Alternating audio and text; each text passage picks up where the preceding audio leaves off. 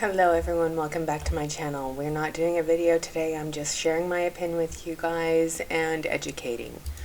So today I'm going to talk about light bulb moments and when enough is enough. So this is a poem. Enough is enough. Seriously, be strong enough to know when enough is enough. Take your stand, speak up, refuse to let others hurt you.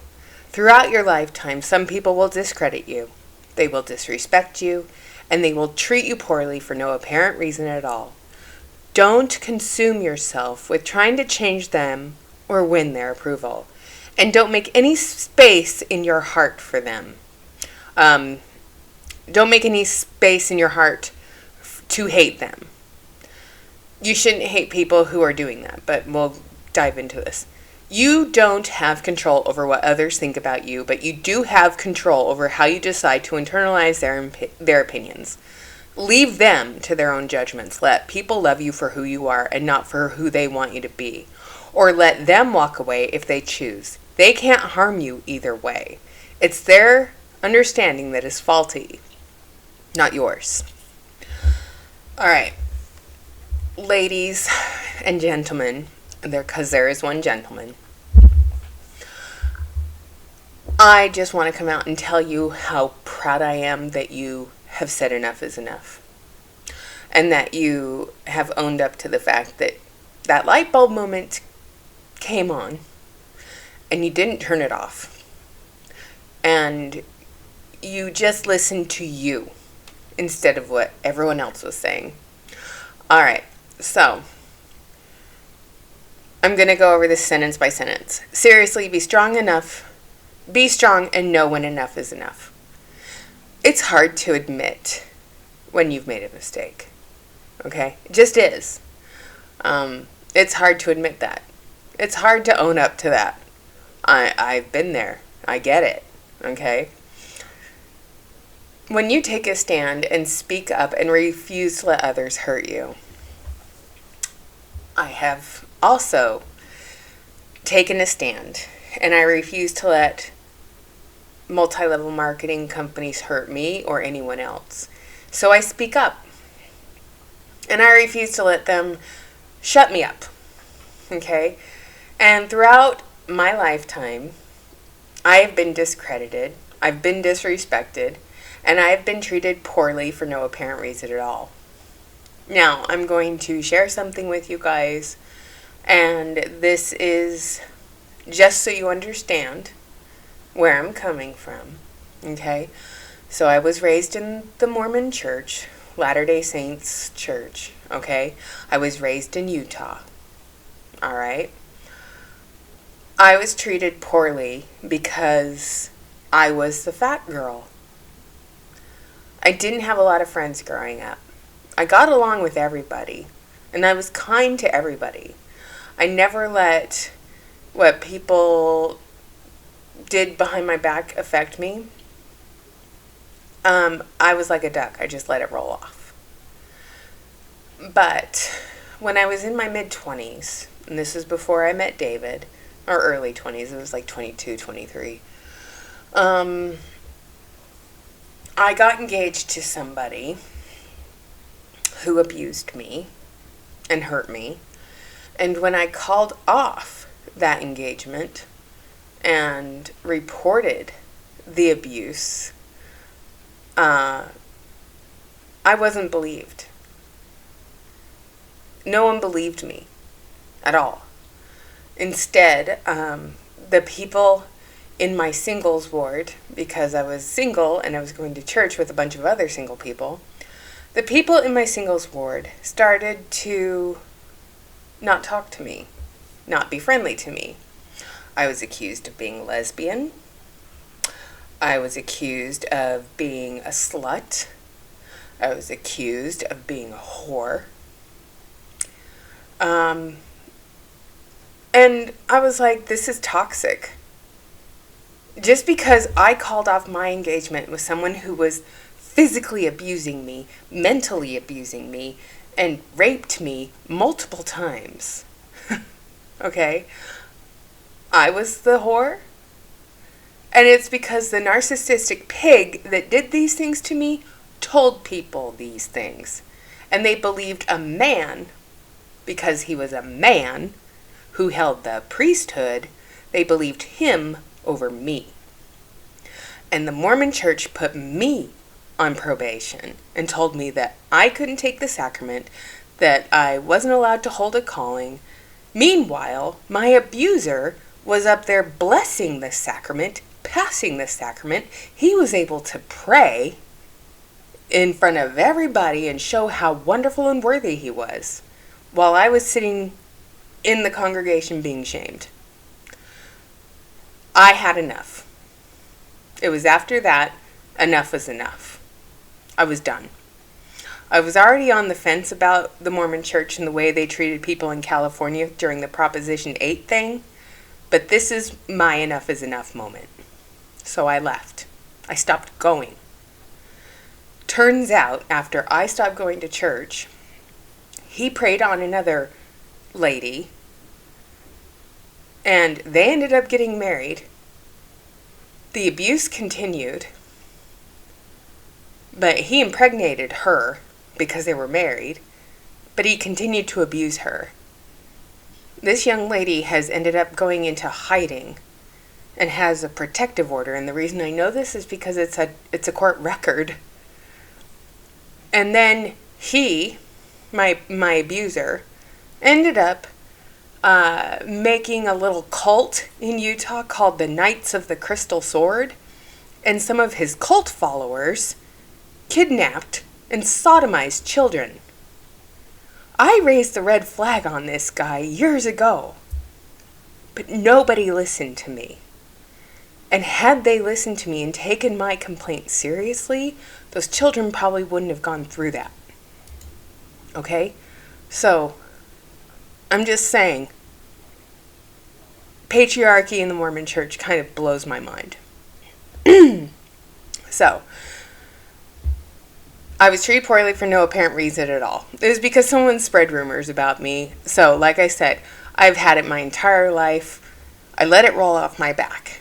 Okay? I don't consume myself with trying to change their opinion of me. I know my opinion of me. Okay? I know who I am. And you guys know who you are. Okay? And don't let anyone tell you anything different. This is where I'm coming from. You are strong. You are smart. You know who you are. You owned up to the fact that you made a mistake. And instead of, being bitter about it, you guys, my audience, in turn encourage others and help them get out of the same mistake.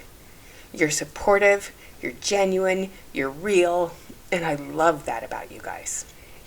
Okay? I just do. And I'm not afraid to say it. But we don't need to make space in our heart to hate people or hate them. And by them, I mean anyone who has wronged you. I don't hate Carol. I don't hate Tian. I didn't know Tian. I just trusted her and followed her advice. So I feel betrayed by the advice I was given. Have I forgiven her? Yes. Have I forgiven Carol? Yes. Would I like an apology? Of course. I'm not going to get it. I would like one. I'm not going to get it. Okay? But I don't hate these people. I don't hate Erica Cole. I don't hate Mandy Hench. I don't hate Crystal Mitchell. I don't hate Melissa McCure, and I don't hate Taylor Kirby. I don't know them. What I hate is what they do. Okay? I hate what they do. What are they doing? In my humble opinion, they are lying to people, manipulating people, and encouraging people to engage in behavior that is not financially sound or beneficial to them. It's beneficial to the names I just named. It's not beneficial to the people beneath them that they're encouraging this behavior. So I hate that, but not the person. Okay? I hate the behavior, not the person. Okay? I will call out the behavior that the person has, but I'm not hating the person. I'm hating on the behavior. Okay? You don't have control over what others think about you. Yes, I've already said this. You don't have control over what others think about you. And you shouldn't care, okay? You should not care what people think about you. And, that's something else that's very prominent in my culture growing up. And it's, I'm just going to go back to the LuLaRoe documentary for a second. Deanne Stidham is a very materialistic. It's about the looks for her. I mean, her hair is bombastically blonde. She went down to Tijuana and got a gastric sleeve. She lost weight. It looks like she's gained it back. But her image, the way they have to drive a Mercedes, they have to have luxury cars, they have an expensive ranch in Wyoming. I mean, all of this stuff is about image. It's materialistic image. Okay? So you don't have control of what others think about you. You have control of what you think about you. But if you don't know who you are as a person, and you have to define yourself through material things instead of action, I hate saying this in my humble opinion, you're doing it wrong. Okay? You just are. Because if you don't know who you are, and you're too busy worried about the car you drive, the clothes you wear, the labels of those clothes, where you live, what your zip code is, how much money is in your bank account. If those things are more important to you than who you've helped, who you've lifted up that day, who you've encouraged, who you've supported, who you've loved, I never leave my house without telling my husband that I love him, and I give him a kiss, and I tell him to have a good day if I'm going to work. I never leave my house if he's not with me without going in and telling him goodbye and that I love him. Because I want him to know that. Because like I've said, life is too short. You never know what's going to happen. And I would hate it if I left my house one day and didn't tell my husband that I loved him. And I ended up in some godforsaken reason being in an accident, being in a mass shooting or something, and not leaving the earth telling him that I cared. Okay? So that's how I choose to live my life. It's not about the stuff in my house. I have food in my pantry. I have stuff to cook it with. I have clothes on my back. I have my medications. I have my dog, and I have, life. Okay? And did Ellie pee on my blanket? Oh my gosh, she did. It's all wet. Thanks, Ellie. Anyway. I gotta wash this now. So, leave people to their own judgments. Okay? Let people love you for who you are and not for who they want you to be. Now, this is another thing. I was always encouraged to recruit because I was going to be a great elite leader. I was told all the time, you're so good at this. And Lorianne, if you're watching this, you know. I was always willing to step up and help others with their paparazzi business.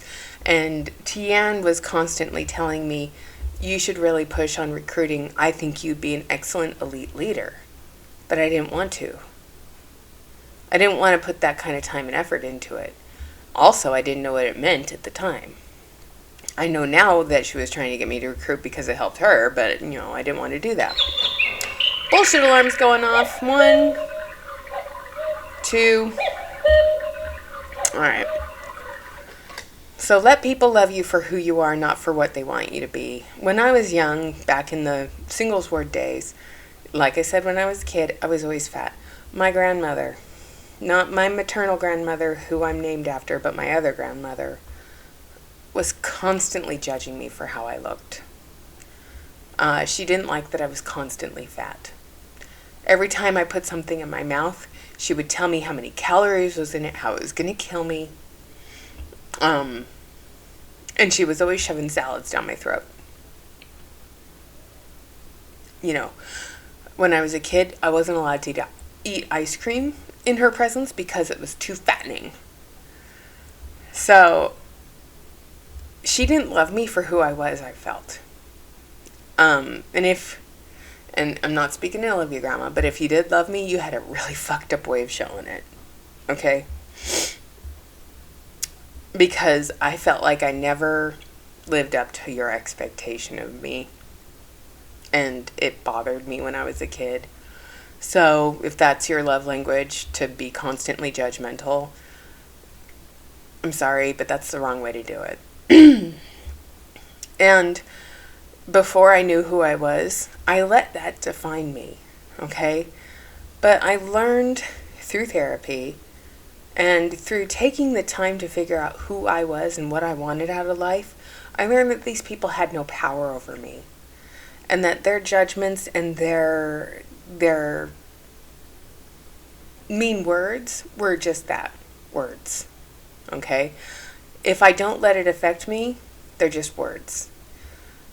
When you let somebody's words affect how you feel about yourself, that's where the power comes from. When you live in fear of something that could happen to you, you're giving that fear power. Okay? If you live in fear that you'll miss out on the new releases Monday through Friday because you're not on your phone right away, you're giving paparazzi accessories power. You're giving them power over your purse, power over your psyche, power over your thought process. You're giving them the power to control you. Enough is enough. Paparazzi has a cult mentality, okay? Paparazzi loves to give you all of these really great things, telling you that you can seize the spotlight and, chase down your dreams. And then they have, all these bullshit, hashtaggy posts about, follow your dreams and wake up with determination and go to bed with satisfaction. Hashtag no excuses. There are no excuses, okay? The excuse is the more you give this company power and control, the more they can manipulate you, okay? By the way, this chakra bracelet that's in the pinks and oranges and stuff, you can get that on Temu.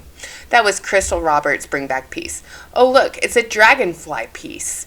That is also available on Temu in a tug and pull. We don't care. That's ugly. So anyway, do yourself a favor and say enough is enough. Stop giving this company the power and control it has over you. Stop giving people like Erica Cole, Carla Neal Pierce, Taylor Kirby, Andrea Hutchinson, Melissa McCure, Crystal Lee Roberts Mitchell, Patricia Shevlin, Rochelle Beachy, Jamie Warren, and I can go on. Stop giving those elites power and control over you. They are elite because they got in and recruited you and preyed upon you to make money. Stop giving them that power. Stop giving paparazzi and those elites the power of your purse. Take your purse back. Take your psyche back. Figure out who you are. And don't worry about the attacks that will come your way when you do decide to quit. And I need to end this video because they're starting the yard work outside.